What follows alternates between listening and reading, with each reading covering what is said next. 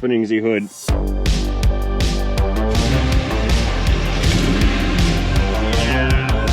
Gravity. Hello everybody, good day to you. Welcome back. So I have a confession to make. I was super duper wrong with the cow key car. I called this a 2012 earlier and it's actually a 2016. I don't know what I was thinking. I should have corrected that with a caption, but I did not. We're almost done with it. Last episode I got the control arms installed. Restarting is a 2-liter. I got the both lower control arms installed. I've already done the brakes. I figured you and I have gone through enough brake replacement episodes where I did not record that. But what I am going to do is perform a fuel induction cleaning service to complement the tune-up that my wife unit did on this particular vehicle. So I'm gonna nose this into the entryway and we're gonna hook up the chemical introduction IV bottle into the intake stream, and we're gonna run some high quality cleaner through this particular engine. So stay tuned because this is going to be a very informative and interesting video. And powering down, re-popping the hood. Let's get to it. All right, let's see what we're gonna do. How we're gonna do this. I'm gonna find my hood release first. I see you. Yeah, there we go. So what we need is a vacuum source, preferably right behind the throttle body. Now that's gonna be a little hard to do because the throttle body is a little bit buried down there. So I need to look around and see where I can tap into this system with my chemical injection unit so we can introduce the cleaner into this engine. Okay, so right here, this is gonna be the cleaning kit that I'm gonna use. We've got the 44K, that's what it's called. Not sponsored, this is just the stuff I sell. This stuff right here is gonna go into the fuel tank, and that's going to go through the fuel system, particularly through the injectors, and that's a cleaning agent for the injector side of the intake system. This can over here is going to be pressurized and aerosolized and then introduced into the airstream. So it's going to go through the intake manifold, into the cylinder heads, over the valves, and into the combustion chamber. And the idea is we want to clean out the airstream. That way there's no carbon buildup or varnish, things of that nature, to impede the flow of air, thus robbing the engine of horsepower and efficiency. Alrighty, so this device right here, this is going to be the delivery device for the chemical. We're going to connect shop air to this. We're going to fill this pressure vessel with our cleaning chemical. It's got an air pressure regulator, that way shop air doesn't run to like 150 pounds in here. And then it's got the on-off valve, which is going to send our cleaner through the tube and to the atomizer. This little guy right here is going to get slipped into the intake stream, and as it when we open the valve, it's going to spray that cleaner in a very fine mist out of the end of this orifice, allow the engine to evenly ingest and take in the cleaning solution. All right, first things first, let's go ahead and get the product installed into the delivery device. We're going to unscrew this guy, a little bit of pressure in there, and pop the top, unclick. Once you pop, the fun don't stop. And poof, just like that, I'm gonna get mail from Pringles legal department. Just kidding, sorry Pringles. I didn't steal your slogan, don't sue me. And we're gonna use this entire can for this service. No reason to get skimpy.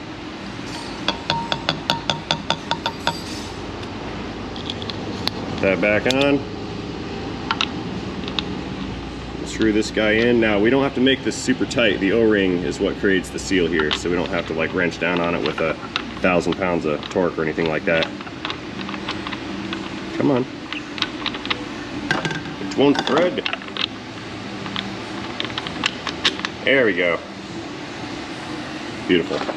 Okay, so looking down below at our intake stream, our throttle body's here, and there's really only one place where we can connect to the intake post throttle body, and that's going to be through this evap tube. However, the purge solenoid is right here, and I don't want to run the cleaner through the purge solenoid, so I'm kind of going to change directions a little bit, and I'm just going to insert our delivery device right into this the intake tube right here, and it's just also going to pass over the throttle body. Yes, I can run the cleaner over that throttle body. It's going to be okay. There's no harm in it. It's not going to ruin the throttle body. It's not going to pull coating off of it. It's not going to wreck the bearings. It's not going to wreck the sensors, the little motor inside. All that stuff is sealed. If damage were to occur, then we simply would have exposed a faulty or failing unit anyway. which is a risk that I take performing the service. You know, everything's a liability. So all that being said, let's go ahead and get this clamp off, and we can insert our delivery nozzle into the tube, and then we'll put the tube back on. That way we don't get mass airflow, triggered codes, and lean conditions, and all that good stuff. Chances are we're probably going to get trouble codes after the service, fairly common. We just have to clear them and test drive it, and shouldn't be an issue. I know, I talk too much. I know. But it's okay, it's what I'm here for. I'm here to talk. Whoa! Hi, camera gravity. Put that back. Become disconnected. You know, I could have run this through the air box itself.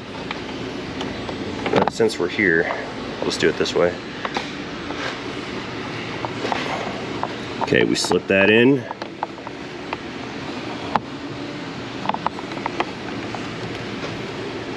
Do what we can do to create a seal. Now, I'm kind of using this angle to reference the angle of that nozzle. I don't want the nozzle touching the side of this tube because that's going to allow that misted cleaner to actually pool up and then re-liquefy. And we do not want to run liquid into the intake manifold. We want to run that in as an aerosolized gas or a very fine mist. Now, although this is not perfect, that will be sufficient for what we're doing right now. So I need to go and fetch some shop air, connect it to our pressure vessel. We will restock the engine, and then we'll begin ingesting the cleaner into the system. Let's see, where's my end of my hose? There it is. Let's see here. Turn this guy, plug her in. Valve is off. When it's perpendicular to the flow, that's an off, and when it's parallel to the flow, that's an on. So we want to start with the valve off, connect our pressure. We're regulated at 50 pounds. That's where the unit is set. We have nothing on the output side. So let's go back into the cabin, start the engine.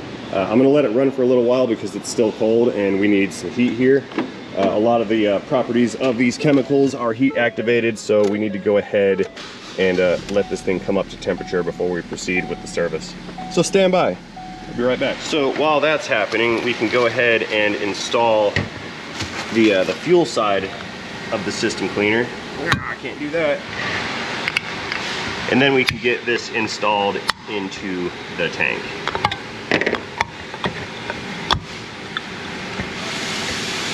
Check this out too, really cool funnel. Fits right over the can. Up. Okay, there's our fuel door. Capped with fuel system. Glug glug. Let it go in, make sure it's not overfilling through the little vent hole thing. And it's not, good to go. Operation complete. Jordan. Nope. Okay, so I can hear the fans in there running. Let's go and check and see if we're up to temperature yet. And what do we got here? Let's move that guy out of the way. Yep, we have reached operating temperature. So what I'm going to do next is insert a throttle stop, and we're going to rev this thing up to about 1500 to 2000 RPM, somewhere in that zone. And once it stabilizes, we can go ahead and begin injecting the cleaner. Okay, so what we do here, we've got the rod on the end of this little caulk gun modified looking thing. You squeeze it, it extends the rod, and then it holds it in position. So what we need to do is set that up down on the pedal, and then we will hook this into the steering wheel. See right there? And we'll squeeze it till it contacts the pedal. A little more, a little more, a little more. And it's going to depress that pedal and bring RPM up. Too far. Yeah, it's kind of hard to really dial it in. Throttles are sensitive. Right there, look at that. It's about 1650, 1700 RPM. So we're going to squeeze out of here without disturbing this business. There we go. And all we've got to do is crack open the valve. Fluid's going in. We may or may not hear a change in engine tone. Sometimes this chemical can bog the engine down and it'll bring that RPM down slightly, which is okay. but you don't want to. And now we just kind of sit back and wait and let it do its thing. I'm going to take this air box off, and maybe we can look down into the intake and see the mist that's coming through from the nozzle.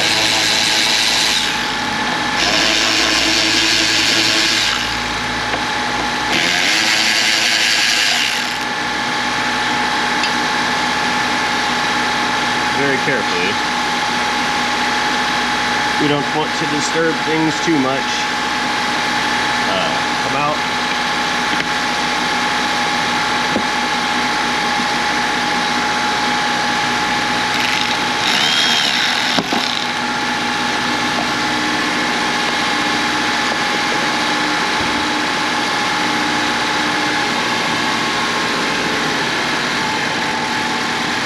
That affected it. That's funny.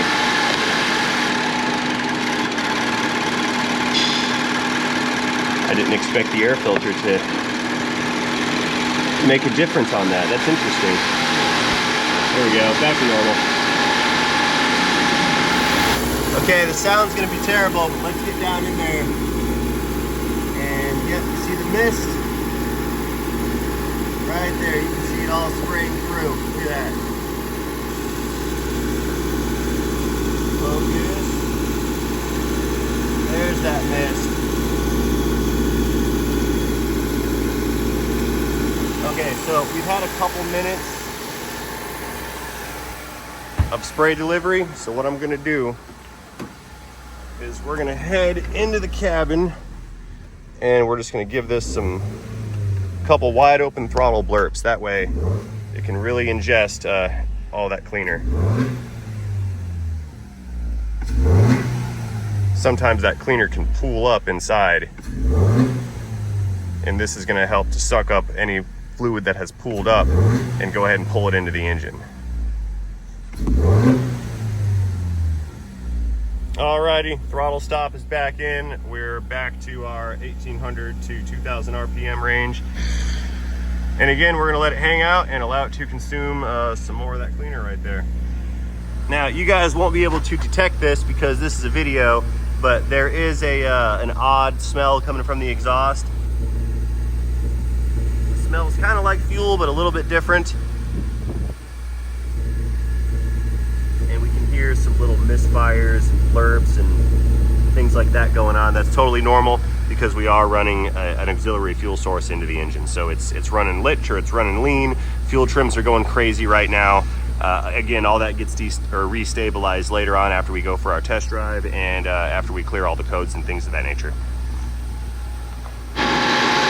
Okay, so as this cleaner continues to make its way in, I'm just gonna go ahead and put this thing back together. We don't need to have the air filter removed any longer. Don't stall on me, wake up.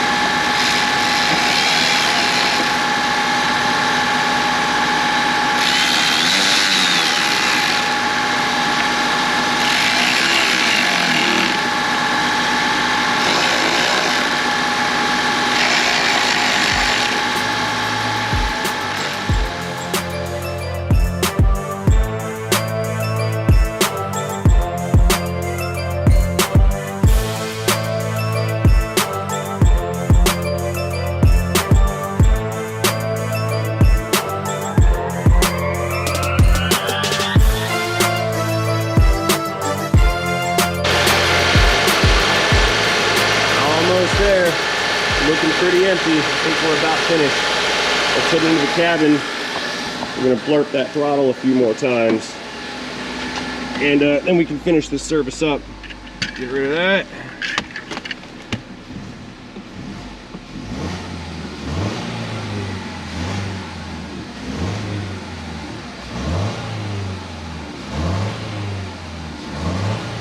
I feel it misfire a little bit. When you rev it up, yeah, there we go. We're getting some exhaust smoke. That's the cleaner burning off in the combustion chamber. It's stinky too.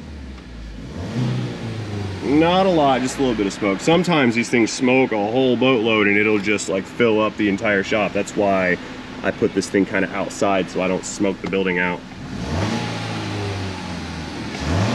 All right, and I'm just gonna let it run. Let's go ahead and undo all of our connections and things like that. And we'll plug this stuff back in. Gonna power this down. Get rid of that. Now this might stall out because the mass airflow is here and it's going to lose mass airflow numbers. It might stall. No, it stayed alive. Good. We got our clamp back in there. I'm going to let this idle for a couple minutes and then we're going to go out and take a test drive. Clamp pick. I need my delivery device. We'll take that. Be back in a couple minutes and we'll hit the road. Okie dokes. It's been about 10-15 minutes of idle time. We're stable. Let's hit the road. Closing the hood. Before we go anywhere, let's check for some check engine lights. That's a negative. We have 0 check engine lights. That's cool. Backing out the auto, click it or tick it for safety. Hey, oops, silly, I'm not doing that yet. I've got to get the gate. Durr. Alrighty, so what we're gonna do, we're gonna go ahead and get it out on the road. We're not gonna be real aggressive on the throttle, just in case any of that cleaner has pooled up inside of the intake manifold. What we don't want it to do is suck it all up at once and potentially damage the engine. So we're gonna take it nice and easy on the throttle. And the idea here is to just make some airflow happen. We're gonna make sure that we're not misfiring, which we could be, again, because of the presence of the cleaner. And as we feel more comfortable about it, we can start getting into heavier throttle situations. Now, the whole time I've been driving, I've been feathering this throttle, like, you know, purge and coast and purge and coast. Also, when you stop, on occasion, it can actually stall out. Again, if there is cleaner pooling up in the intake, stopping the vehicle could make it rush into a different section of that intake, and it can reintroduce that cleaner into the airstream. Not real common, but it has been known to happen. Same thing with turning corners. Oh, and for the record, these cleaners are catalytic converter safe. They will not damage the cats. But you do not want to run them through a turbocharger. That would be bad. That's an impeller killing, compressor destroying type of situation. Okay, let's open it up a little bit. We'll give it a downshift and just let it make a little bit of power. Speed limits. All right, a little bit more steam. It's feeling really good. I'm not getting any kind of intermittent misfires, nothing like that. So I do not think that we have any cleaning solution pulled up anywhere. We're good to go. We're gonna hit the bigger road and I'm gonna give this a wide open throttle event. Oh, one more disclaimer. No, those cleaners will not foul spark plugs. It's not gonna do that.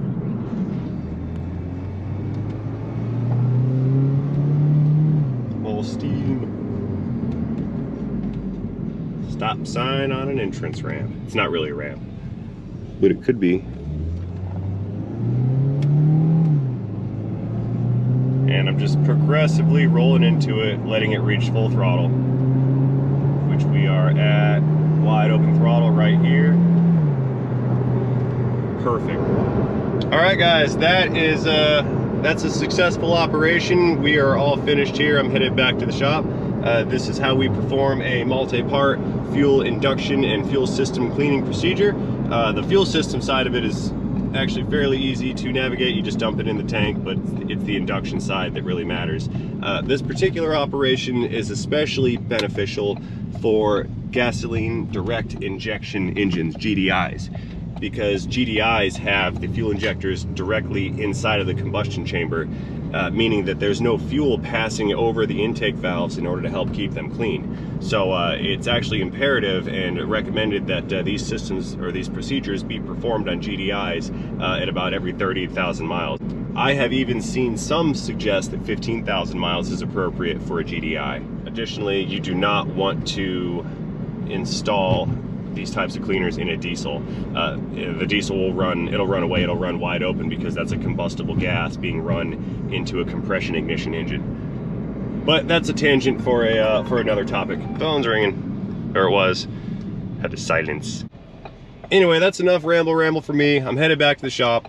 As always, I'd like to thank you guys for watching this video. Hope you enjoyed this video, and I hope you found it informative and entertaining. If you did find it to be either of those things, please feel free to let me know about that in the comment section down below. Give me a tap on that like button while you're down there, and most importantly, do not forget to have yourselves a great day. See you guys later. Into Forward Focus.